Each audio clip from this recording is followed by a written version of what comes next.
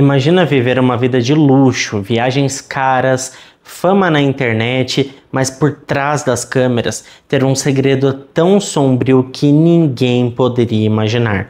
Hoje eu vou contar para vocês uma história que chocou toda a cidade de Perth, na Austrália Ocidental.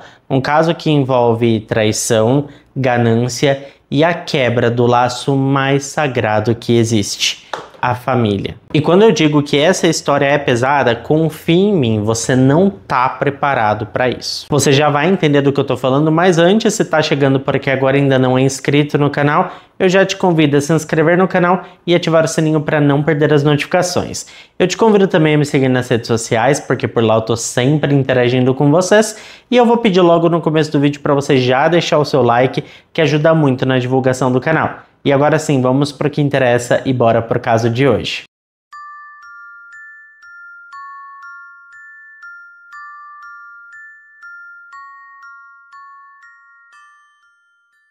Tudo começa com um homem chamado André Zachary Rebelo, um cara nascido em 1996 e criado em Perth, uma cidade muito tranquila e cheia de praias lindas.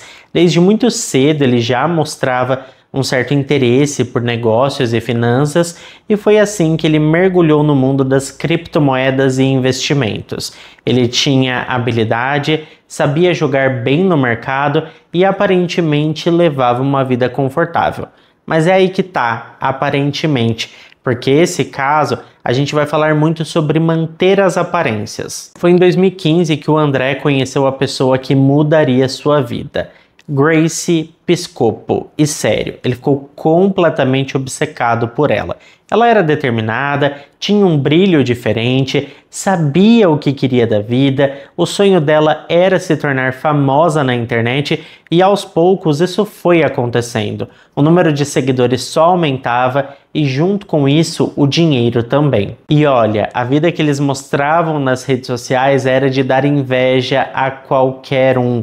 Viagens exóticas, compras de luxo, hotéis 5 estrelas. Cada momento do casal era registrado, cada foto era milimetricamente planejada e pensada para passar a imagem de um casal perfeito que vivia em abundância. Para quem via de fora, eles eram o casal perfeito. Ela, uma mulher linda e estilosa, ele, um cara atlético e charmoso. Eles moravam em uma casa incrível e dirigiam um carro de luxo. A vida deles parecia um verdadeiro sonho, uma realidade muito distante da maioria de nós. E antes de se tornar uma influenciadora aparentemente milionária, a Gracie trabalhava como recepcionista de uma academia. Tudo mudou quando ela começou a postar as suas fotos online. Em pouco tempo ela conseguiu relevância na internet e rapidamente muitos patrocinadores. De um salário mínimo na academia, ela passou a ganhar cerca de $20 mil por mês.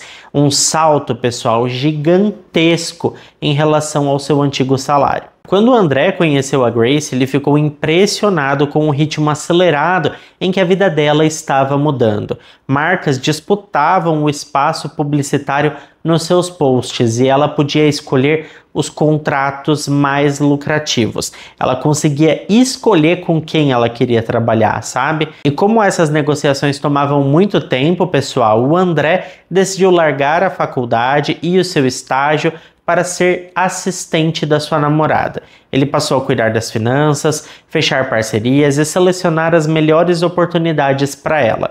Obviamente que nada disso era de graça e o homem desfrutava dos altos ganhos da namorada. Com o tempo, ele começou a aparecer cada vez mais nas fotos e vídeos da Gracie e ele estava gostando muito dessa exposição. Ele se sentia querido pela audiência e desejado por muitas mulheres que sempre massageavam o ego do homem através de comentários mais assanhadinhos. E foi nessa época que a Gracie engravidou e eles se casaram. E junto com a gravidez, pessoal, veio o melhor momento financeiro do casal, porque as marcas ligadas à maternidade injetaram muito dinheiro no perfil da Gracie. Depois que o bebê nasceu, então, ele também virou parte do conteúdo, parte do negócio, o que abriu portas para novas parcerias com marcas infantis e ajudou a aumentar ainda mais o público e a receita gerada pelo canal. Os dois passavam o dia inteiro trabalhando online, mas o André queria algo só dele.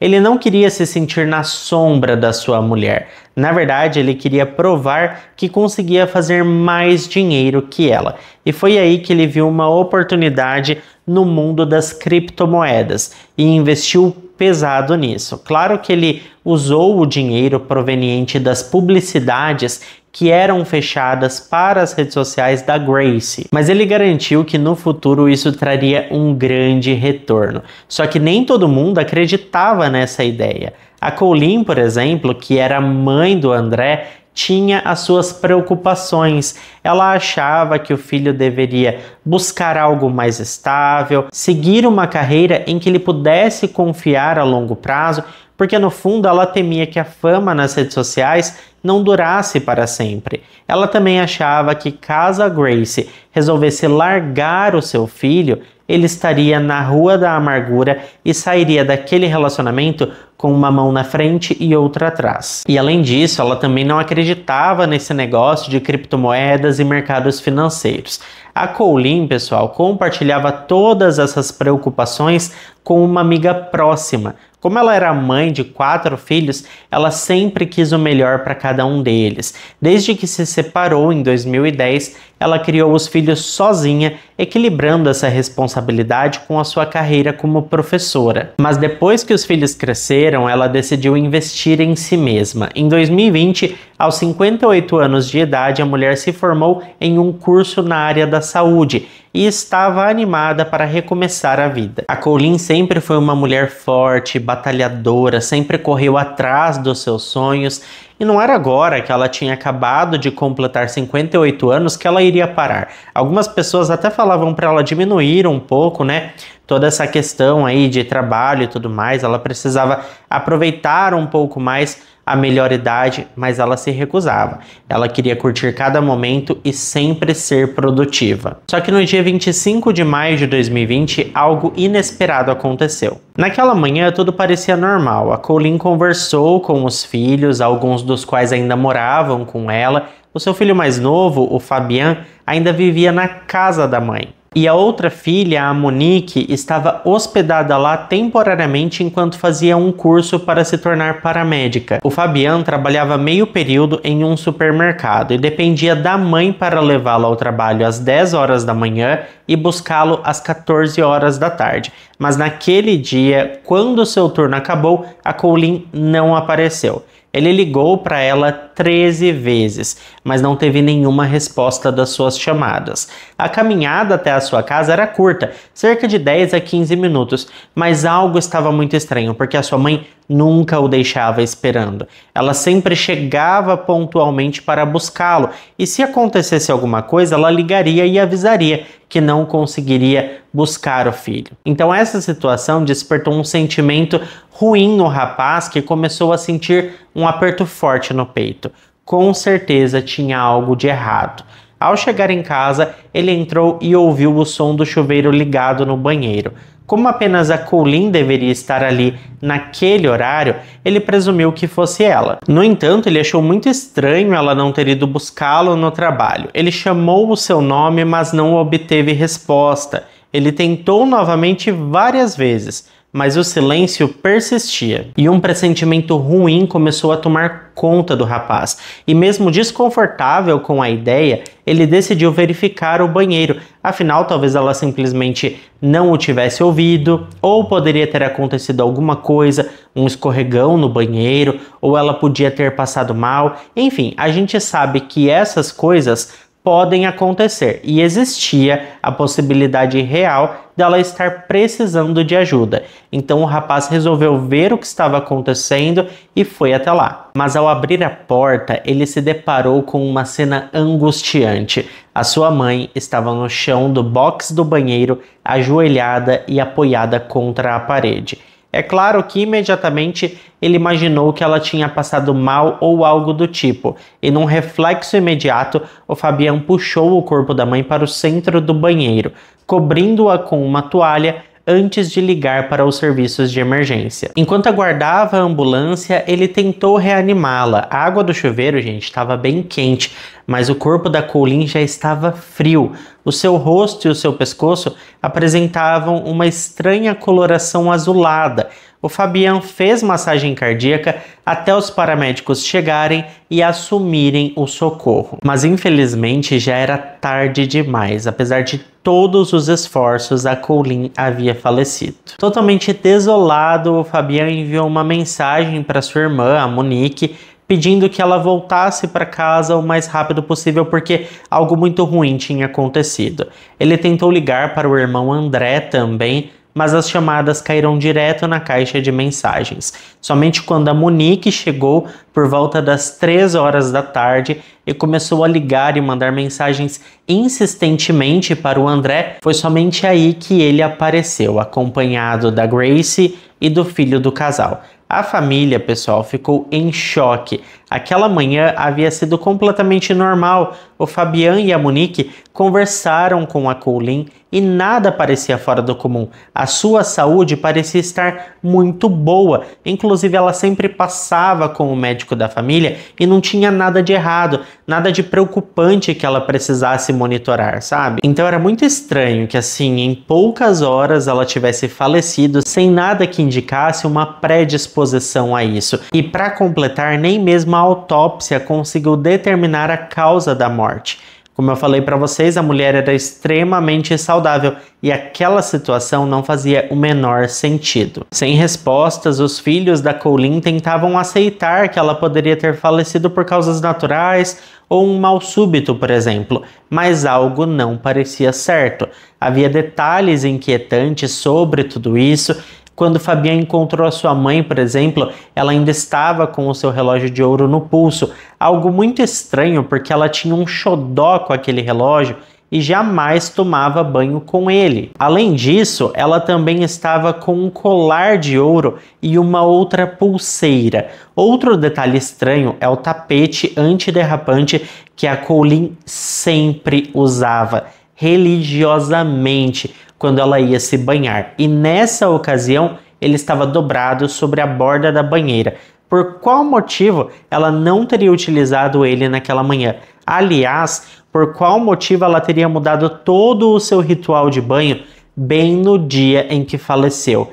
Claro que tudo isso poderia ser uma grande coincidência, mas, gente, é difícil, né? Tantas coincidências assim. E os filhos dela simplesmente achavam que nada daquilo fazia sentido. A polícia chegou a investigar o local, mas não encontrou sinais de arrombamento. Todas as portas e janelas estavam trancadas e, diante da falta de evidências, a família se viu obrigada a aceitar a versão oficial, que era morte natural. Mas ninguém esperava pelo plot twist que estava prestes a acontecer. Tudo mudou, gente, algumas semanas depois do falecimento. A família ainda não havia encontrado novas pistas até que uma seguradora entrou em contato com a polícia. A empresa suspeitava de uma tentativa de fraude. Os documentos enviados para solicitar um seguro de vida pareciam forjados. E adivinha só quem era o principal suspeito da fraude? Sim, gente, isso mesmo, o André, o próprio filho da Colleen. Essa descoberta foi estarrecedora. Apenas uma semana antes da morte da sua mãe, o André havia contratado 3 apólices de seguro de vida em nome da Colleen. Se a mulher morresse, ele receberia uma indenização de 1,15 milhão de dólares australianos. Nenhum dos outros filhos havia sido incluído como beneficiário. Eles não veriam um único centavo desse dinheiro.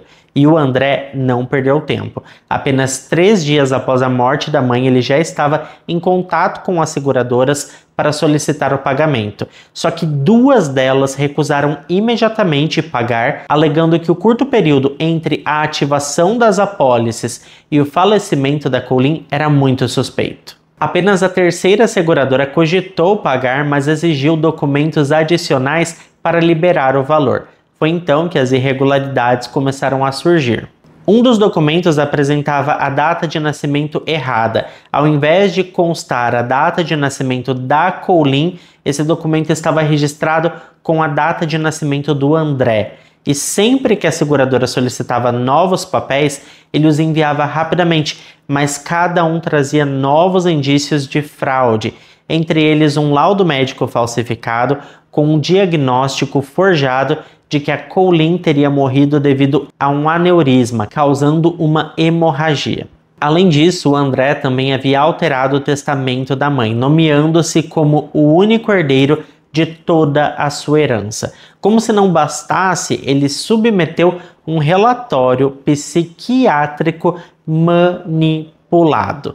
Gente, vocês têm noção? Ele pegou um relatório psiquiátrico, manipulou e atestou que a Colleen estava mentalmente sã quando assinou qualquer documento relacionado ao seguro e à mudança de testamento. E esse golpe ia além, tá? Para tentar validar a fraude, o André utilizou inteligência artificial para gerar um áudio que supostamente tinha sido gravado pela sua mãe. Ele havia se esforçado para que tudo parecesse bastante autêntico, mas haviam muitas falhas. Uma das falhas mais escrachadas, como eu disse para vocês, foi um documento ali que, ao invés dele preencher com a data de nascimento da mãe dele, ele colocou a própria data de nascimento. Eu acho que ali no momento de fazer as coisas ele estava nervoso e com pressa e acabou colocando um dado dele mesmo ao invés de um dado da sua mãe. E é óbvio, gente, que as seguradoras não deixariam passar batido nada disso. E quanto mais elas investigavam as inconsistências, mais desconfiadas elas ficavam. E quando finalmente perceberam a complexidade do esquema que estava rolando, as seguradoras alertaram as autoridades imediatamente. Obviamente que a polícia também queria entender aquela história e eles foram imediatamente atrás do André, que ao ser confrontado pela polícia tentou se defender. Ele alegou que a mãe tinha conhecimento de tudo e que pediu sua ajuda para garantir um futuro financeiro seguro para toda a sua família, caso ela viesse a faltar. Ele disse ainda que havia sido nomeado único beneficiário apenas para facilitar a divisão do dinheiro entre os irmãos, por conta de todas as burocracias de inventário e tudo mais. Mas os investigadores não acreditaram nisso, gente. O testamento alterado, os seguros de vida recém-contratados e a estranha morte da Colleen eram coincidências demais para serem ignoradas. E pela primeira vez, a polícia passou a considerar a possibilidade de que o André tivesse algo a ver com a morte da própria mãe. A família ficou totalmente arrasada ao descobrir que o André havia escondido as apólices de seguro. Mas a pergunta que mais os assombrava era se seria possível que a Colleen não tivesse morrido de causas naturais. Ninguém, gente, ninguém queria acreditar que o André teria coragem de fazer mal para sua mãe.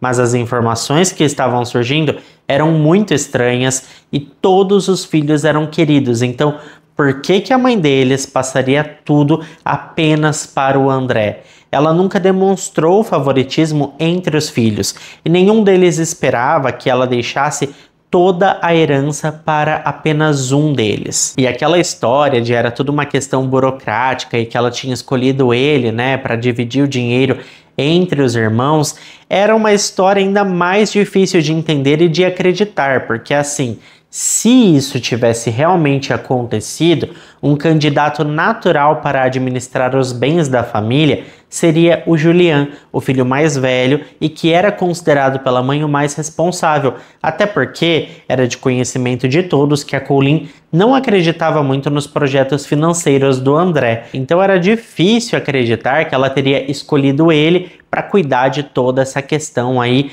de herança e tudo mais. Bom, logo após a morte da mãe, o Julian decidiu se mudar temporariamente para a casa dela para organizar tudo. No entanto, ao procurar os documentos da mãe, ele percebeu que algo estranho havia acontecido. Ele não conseguia encontrar a sua carteira de motorista em lugar nenhum. Foi aí que o André revelou que tinha pegado os documentos, alegando que queria cuidar rapidamente dos trâmites da herança. Mas a situação ficou ainda mais esquisita quando o Julian descobriu que o André havia redirecionado toda a correspondência da mãe para o seu próprio endereço. Por que é que ele faria isso? Por que ele queria receber todas as cartas que eram para a mãe dele? A casa da Colleen ainda não estava vazia. O Fabian e a Monique, seus outros filhos, continuavam morando lá e poderiam facilmente receber essas cartas. Isso não fazia o menor sentido, a não ser que ele estivesse esperando algum documento específico, que é o que a família começou a acreditar. E com isso, gente, as dúvidas só aumentavam. Será que o André teria mesmo sido capaz de fazer algo tão horrível por dinheiro? $1 milhão era o que a vida da sua mãe valia para ele. Os irmãos simplesmente não conseguiam aceitar essa hipótese, sabe? Só que a polícia decidiu retomar as investigações. Todos os filhos da Colleen, além da Gracie e outras pessoas próximas, foram chamados novamente para prestar o depoimento. E foi aí que uma nova informação surgiu. A irmã da Colleen contou que no dia da morte da sua irmã, por volta da 1h30 da tarde, ao voltar do trabalho, ela passou em frente à casa dela e viu um carro que não reconheceu estacionado na garagem. Naquele momento ela não deu muita importância, mas durante o funeral ela viu o mesmo carro de novo. E dessa vez não só notou o veículo, mas também viu o André e a Gracie entrando nele. Isso significava que aquele carro era do André e que aquele carro esteve na casa da sua mãe no dia do seu falecimento. E se o carro estava lá, obviamente o carro não foi sozinho. Então o André esteve na casa da mãe no dia da sua morte. Mas por que ele nunca mencionou isso? Nenhum dos irmãos sabia que ele tinha estado lá. E quando a polícia o confrontou com essa informação, ele deu uma resposta fria e direta. Não falei porque ninguém me perguntou. Ele admitiu que visitou a mãe na manhã do dia 25 de maio, entre 10h40 e 11h30 da manhã. Segundo ele, a Colleen parecia inquieta, pensativa sobre o tempo passando e sobre estar prestes a completar 60 anos. Ele disse que ela chegou a sugerir que talvez fosse melhor se não estivesse mais viva. A intenção dele nesse momento era colocar na mente dos detetives que a sua mãe tinha pensamentos ali, sobre acabar com tudo. Só que o grande problema desse depoimento do André é que ele não batia com o da sua mulher. A Gracie contou que naquele dia eles tinham combinado de almoçar com um primo, mas de repente o André simplesmente sumiu. Ele saiu sem avisar e não atendeu a nenhuma das ligações que ela fez tentando encontrá-lo. Ele só reapareceu às 14 horas da tarde, agindo como se nada tivesse acontecido, conversando normalmente com ela e perguntando casualmente aonde eles iriam almoçar. A Gracie achou estranho, mas deixou passar batido essa situação, só que algo ainda mais esquisito aconteceu. Antes de saírem para o restaurante, o André enviou uma mensagem para sua mãe perguntando se ela poderia cuidar do filho deles naquela noite. Mas pelo horário da mensagem, agora a gente sabe que a Colleen já estava morta. E com os novos fatos, a polícia já estava convencida de que o André tinha algo a ver com o falecimento da sua mãe. Mas faltava a peça principal, a prova concreta, a motivação. Foi então que eles decidiram monitorá-lo de perto. Durante uma busca na casa dele e da Gracie, eles instalaram uma escuta no quarto do casal e uma câmera escondida na sala. Durante 3 meses, os oficiais acompanharam cada conversa. As gravações revelaram algo chocante. A Gracie não fazia ideia dos seguros de vida que o André havia feito no nome da mãe, e quando descobriu, ela ficou furiosa. Ela não queria acreditar que seu marido estava envolvido no que aconteceu com a mãe dele, mas ela não era boba e já estava esperando o pior, e ela sabia que se a verdade viesse à tona, a sua reputação desmoronaria e ela perderia todos os seus patrocinadores. Ou seja, o André simplesmente acabaria com a carreira que ela levou tanto tempo para construir. Nas gravações, a polícia pôde perceber que por mais de uma vez a Gracie colocou o marido contra a parede, questionando se ele estava envolvido na morte da sua mãe. A Gracie não estava envolvida no crime, gente. Ela, na verdade, era basicamente uma vítima também. Ela só não sabia ainda. E o André parecia acreditar que jamais seria pego. Ele estava confiante de que conseguiria o dinheiro do seguro e sumiria antes que algo acontecesse. Naquele momento, ele não se importava com mais ninguém além dele mesmo, porque ir para cadeia é algo que ele não iria admitir. Imagina, gente, que o André ia querer ir para cadeia. O homem malhava, tinha uma alimentação regrada, tinha os seus afazeres, ele tinha toda uma mordomia e uma rotina, assim, de quem venceu na vida. Vocês acham mesmo que ele estava afim de perder tudo isso, de trocar tudo isso e ir parar atrás das grades? É claro que não. Então, assim, ele faria qualquer coisa para ficar fora da cadeia, mesmo que isso significasse fugir e deixar a sua esposa e filho para trás. Se fosse necessário, ele faria. Com o andamento das investigações, uma descoberta bombástica veio à tona. A vida luxuosa que o André e a Grace ostentavam nas redes sociais era apenas aparência, era um quadro bonito, com casas chiquíssimas, carros caros, viagens paradisíacas para Maldivas. Gente, viagem para Maldiva é algo assim surreal de caro. Vocês não têm noção, sabe? E eles bancavam tudo isso, mostravam tudo isso como se fosse uma realidade fácil de se sustentar. E para muita gente tá? Mas para eles não eram, porque na verdade haviam vários buracos nas finanças da família. Entrava sim muito dinheiro, mas saía na mesma velocidade que entrava. E além disso, o André tinha feito péssimos negócios financeiros que tinham feito o casal perder muito dinheiro. A bem da verdade é que, embora ganhassem muita grana, eles não tinham patrimônio algum. A casa luxuosa, por exemplo, que sempre aparecia nas fotos, era alugada e os aluguéis estavam todos atrasados.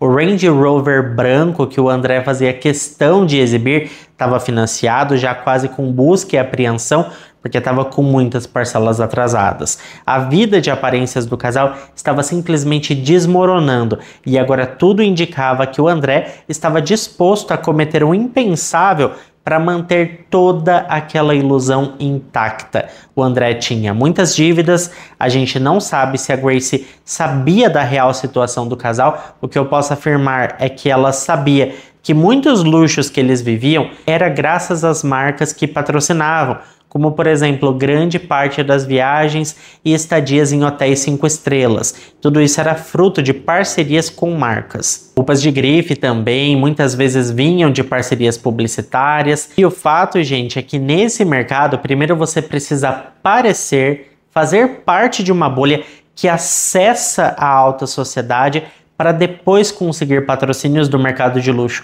É um mercado super difícil de entrar, então independente de qualquer coisa, o casal sempre botou banca de que viviam uma vida milionária, e isso fazia parte do trabalho. E é claro que essa ilusão toda tinha um custo muito alto. No fundo, eles gastavam muito mais do que ganhavam e estavam afundando em várias e várias dívidas. Na época em que a mãe do André, a Colleen, faleceu, a situação deles era um caos financeiro total, devendo $120 mil nos cartões de crédito, atrasados no aluguel e nas parcelas do carro, e para piorar, a Grace descobriu que devia mais de 40 mil em impostos que o André tinha dito a ela que tinha pago com a rentabilidade de uma de suas operações financeiras. Aliás, gente, quem controlava as finanças da casa era o André, e a Grace confiava nele. Por isso que eu falei que eu não sei até que ponto ela sabia o caos financeiro que eles viviam, porque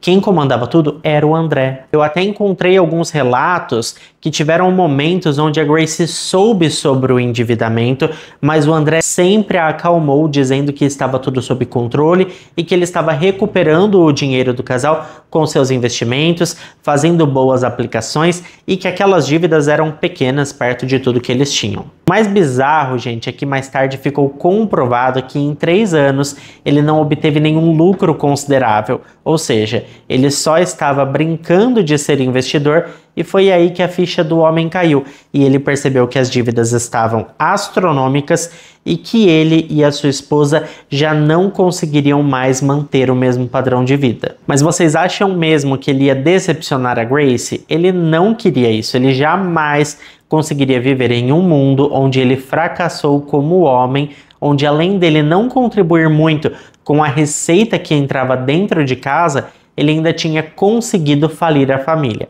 E sem saída, o André decidiu tentar resolver a situação da pior forma possível. Foi aí que veio a ideia mais absurda de todas: fazer um seguro de vida para a própria mãe e depois dar um fim nela. Ou seja, gente, a vida da mãe dele era a saída para ele se recuperar financeiramente, para ele mostrar para a esposa que estava tudo bem. E ele não se importava, sabe, com a Colleen, ele não se importava com a sua mãe. Ele só queria mesmo o dinheiro que ela pudesse valer naquele momento. Com o seu plano dando certo, ele não só pagaria as dívidas, mas ainda manteria a pose de investidor de sucesso e provaria para sua esposa que seus negócios eram robustos e tinham uma alta rentabilidade. Com o desenho do caso montado, em novembro de 2022, o André foi preso e acusado de tirar a vida da própria mãe. O julgamento, que começou em outubro de 2024, durou 8 semanas e, apesar de não existir uma prova física concreta ligando ele ao crime, alguns detalhes deixaram tudo muito suspeito, como, por exemplo, pequenos arranhões no rosto e nos braços da Colleen, que indicavam que ela poderia ter sido sufocada com um travesseiro enquanto ainda estava na sua cama. Embora essa fosse apenas uma teoria e eles não conseguissem provar nada, fazia muito sentido, afinal de contas ele teria, colocado o travesseiro sobre o rosto da sua mãe e nesse momento de apertar assim, as unhas poderiam ter causado alguns arranhões ali nos antebraços e no rosto da vítima. O médico da Colleen também testemunhou e disse que pelo seu estado de saúde era pouco provável que ela tivesse um mal súbito ou qualquer outra coisa do tipo, porque a sua saúde realmente era muito boa. Só que o mais esquisito era que a causa da morte nunca foi determinada, eles não conseguiram determinar a causa da morte. Além disso, gente, o André também mentiu, sobre o horário que ele esteve na casa da sua mãe. Isso era muito suspeito, porque ele disse que saiu antes do meio-dia, mas uma testemunha viu o seu carro parado lá à 1h30 da tarde. E ainda tem mais, ele apagou todo o histórico do computador depois de julho de 2020. E como ele era muito bom com informática, ele conseguiu realmente desaparecer com todo o seu histórico. E claro que isso era muito suspeito, porque quando a gente colocava essas duas informações assim frente a frente, da causa da morte ser totalmente desconhecida e de um histórico de computador apagado, a gente supõe que talvez ele tivesse pesquisado muito para achar uma forma de cometer aquele crime sem deixar rastros. Só que o detalhe, assim, que foi o mais bombástico, o mais chocante de todos e o mais incriminador, com certeza eram as apólices de seguro, que tinham sido contratadas poucos dias antes da morte da Colleen. Mesmo negando as acusações, ele foi considerado culpado. No dia 5 de dezembro de 2024, após 2 dias de deliberação, o júri deu o seu veredito. Nesse momento, o André tem 28 anos de idade, com certeza teria uma vida inteira de muito sucesso pela frente, porque independente de qualquer coisa, junto com sua mulher, a Gracie, eles faturavam muita grana. Talvez fosse necessário fazer alguns ajustes, rever algumas prioridades, abaixar um pouco o padrão de vida para no futuro poder desfrutar de mais conforto. Possivelmente isso resolveria a situação, porque independente de qualquer coisa, eles ainda levariam uma vida muito confortável, já que encrava muita grana. Mas ao invés disso, a sua masculinidade frágil não permitiu que ele aceitasse que a sua esposa ganhasse mais que ele, e para resolver essa situação ele botou tudo a perder e agora está preso aguardando a sentença que deve sair em abril de 2025. E tudo indica, gente, pelo que se tem notícias aí sobre o julgamento e tudo mais, é que ele vai pegar prisão perpétua sem direito a condicional. Durante o processo, o André chegou a confessar ter falsificado os documentos para as seguradoras e, como ele admitiu culpa, não vai ter julgamento para esses crimes. O juiz só vai mesmo determinar a pena. No fim das contas, aquela vida de luxo e ostentação se desfez completamente. E o preço das atitudes do André acabou sendo algo caro demais. Algo que, com certeza, se ele realmente passar o resto da sua vida na prisão, ele vai pagar todos os dias com muito, mas muito pesar. Porque ele era um cara que tinha tudo. E agora não tem mais nada. Bom, embora eu tenha visto muitas opiniões jurídicas sobre esse caso, de juristas lá da Austrália falando que possivelmente ele será condenado à prisão perpétua, eu já vi muitos casos da Austrália onde a pessoa saiu quase que impune, tá? Já contei vários aqui no canal também. Então vamos esperar para a gente confirmar aí qual será a sentença dele mesmo. Eu volto para informar vocês sobre isso e vamos torcer, né, para que tudo dê certo e que no final das contas haja justiça para Colleen. Eu acho que além da Colleen a gente tem outra vítima aqui nesse caso, que foi a própria Gracie, porque afinal de contas ela acabou perdendo muito com tudo isso. E fora o trauma, né, gente? Imagina você ser casado com alguém que teve coragem de tirar a vida da própria mãe. É assim, bizarro. Mas é isso. Muito obrigado a quem ficou até aqui comigo. Se ficou até aqui, não esquece de deixar o seu like, que ajuda muito na divulgação do canal. Eu fico por aqui. Um beijo grande para todos vocês e até o próximo vídeo.